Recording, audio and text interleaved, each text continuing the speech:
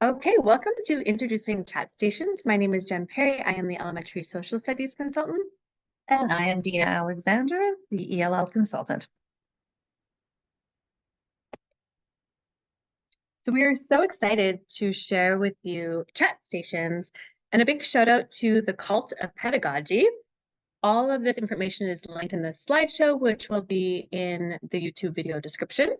So the Cult of Pedagogy has developed chat stations, which discuss prompts that students visit just like stations, but instead of performing a complex task, they just have a quick discussion.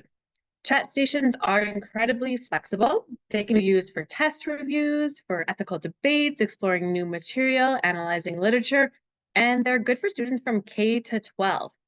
On top of their flexibility as a cooperative learning tool, chat stations can also dramatically improve post-class discussions because students have fully explored each issue in this less threatening chat station setting. They will be better prepared to participate in a large class discussion, and really chat stations get all students involved. So let's delve a little bit deeper into them. There is an amazing 5-minute video. I have it linked right here. We're going to skip through it. It is in the presentation. It goes over everything you need to know and captures what a chat station is. So watch that. And so why? Why would a chat station be a valuable tool to use in your classroom? It's some research behind it. First of all, it gets our students moving. It gets them out of their desks and walking around your classrooms and engaging with one another. And that emotional engagement allows them to invest into their learning. And if they're more invested into their learning, then we are increasing the buy-in, we are increasing the connections that our students are making to the content that we are displaying for them. And then it creates that connections between themselves as peers and connections with the content area that you are displaying in your chat station as well. And so if students are more engaged, and we know the research behind the brain, when we have the students are more engaged, hands-on learning, then there's more retention of information and easier to recall. And so some considerations to keep in mind when having those chat stations. Smaller groups will allow for more discussion opportunities. And so students are able to take those risks and engage in small group settings. They create random groups. So when you're creating the groups, keep them random. So don't have the students pick their partners, but you intentionally choose the students. And that way you're being very intentional and explicit in the types of conversation that you want the students to engage in. You're holding the students accountable by having them write down some evidence of their conversation as well. Set a timer for about 5 minutes to keep the movement going and to keep the students engaged in the lesson. Have extra chat stations around the room in case they are needed. Have a wrap-up station that allows students opportunity to reflect back. And then whatever evidence they write on templates, the many templates that you can provide them with if you choose to, that could be your assessment. Or for you as a teacher walking around and getting that formative feedback from your students as to how they're engaging in their stations. It's recommended to have at least 6 stations. And if you need to duplicate the stations, then that's absolutely fine. You can duplicate the stations. So there's so many ideas for chat stations. They're really endless. Some general ideas would just be having some images or an object to introduce a new topic. Quotes are always great. Using graphs or charts or infographics. For social studies, once again, images, finding newspaper articles, captions, maps, quotes. Chat stations are ideal for debates or discussing controversial issues, true or false statements. In art, you can display different types of art or even different artwork from one artist and have great conversations.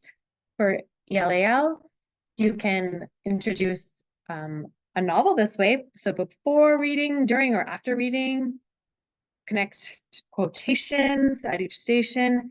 You can have your students give you ideas for chat stations as well. Math talks, Our district has many amazing math talks that are developed monthly. You can print off some of them. Graphs and charts are great. Which one doesn't belong? Incorporating real life math examples or finding the error. There's really an endless amount of ideas that you can use for chat stations. I like the idea of bringing in an artifact.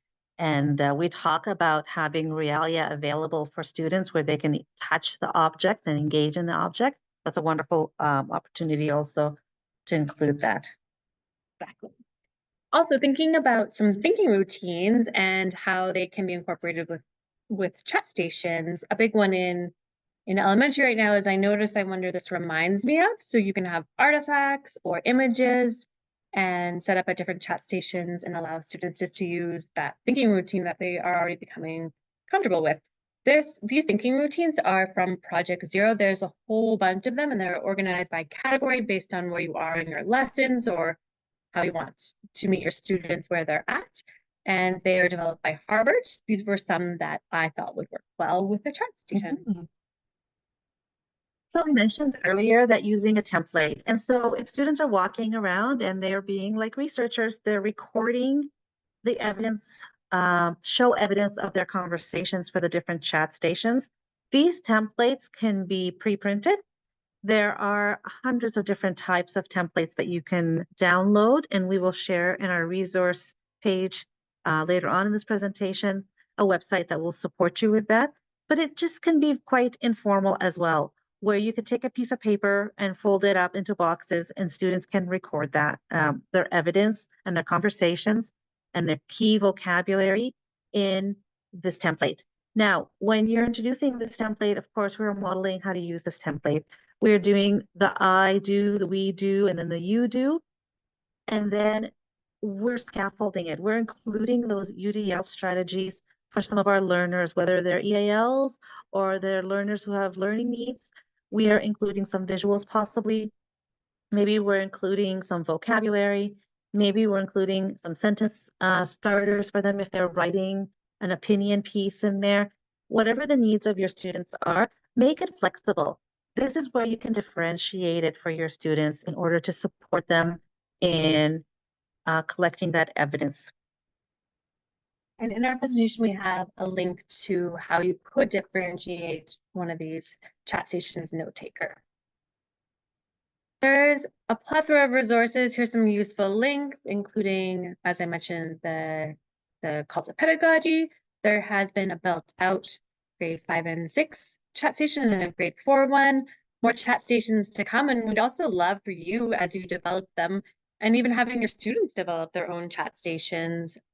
If you could share some of the successes, and we can also share them with other colleagues.